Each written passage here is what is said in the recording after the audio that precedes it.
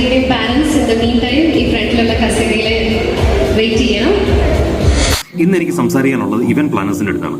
പല ഇവന്റ് പ്ലാനേഴ്സും എൻ്റെ അടുത്ത് സംസാരിച്ചിട്ടുണ്ട്. അതായത് അവർക്ക് ഫാമിലി ആയിട്ട് കണക്ട് ചെയ്യാൻ പറ്റുന്നില്ല, അവർക്ക് വീട്ടിലൊരു എമർജൻസി വന്നാൽ, ഒരു ഹോസ്പിറ്റൽ കേസുകളൊക്കെ വന്നാൽ അവർക്ക് അറ്റൻഡ് ചെയ്യാൻ പറ്റുന്നില്ല, അവർ മറ്റുള്ളവരെ ഡിപ്പെൻഡ് ചെയ്യുന്നു എന്നൊക്കെ എൻ്റെ അടുത്ത് പറഞ്ഞിട്ടുണ്ട്. ഇന്ന് അതിൽ നിന്നൊക്കെ വ്യത്യസ്തമായിട്ട് എനിക്ക് ഇന്നൊരു അനുഭവം ഉണ്ടായി. എൻ്റെ വീട്ടിൽ ഇന്ന് എൻ്റെ ഇളയ മകന് ഒരു പനി ബാധിച്ചിട്ട് അവന് സ്കൂളിൽ പോകാൻ പറ്റാത്ത അവസ്ഥ വന്നു.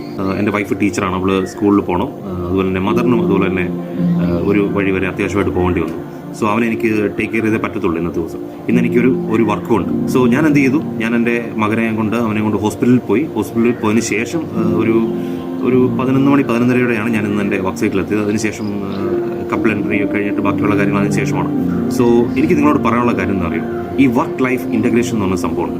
നമ്മുടെ വർക്ക് നമുക്ക് മുഖ്യമാണെങ്കിൽ നമ്മുടെ ഫാമിലി അതുപോലെ തന്നെ നമുക്ക് മുഖ്യമാണ്. ഈ ഫാമിലി ഇല്ലെങ്കിൽ നമുക്ക് പിന്നെ മറ്റു കാര്യങ്ങളൊന്നും ഇല്ല. സോ നമ്മളെപ്പോഴും ചിന്തിക്കേണ്ടത്, നമ്മളില്ലെങ്കിലും നമ്മളുടെ കാര്യങ്ങൾ ചെയ്യാൻ ഒരു നല്ല ടീം ഉണ്ടെങ്കിൽ തീർച്ചയായിട്ടും നമുക്ക് അവരെ ഏൽപ്പിച്ചിട്ട് നമ്മുടെ ഇതുപോലെ എമർജൻസി കേസിൽ നമുക്ക് പോകാൻ പറ്റും. അല്ലെങ്കിൽ നമ്മുടെ മനസ്സിൽ എപ്പോഴും ആ ടെൻഷൻ കിടക്കും.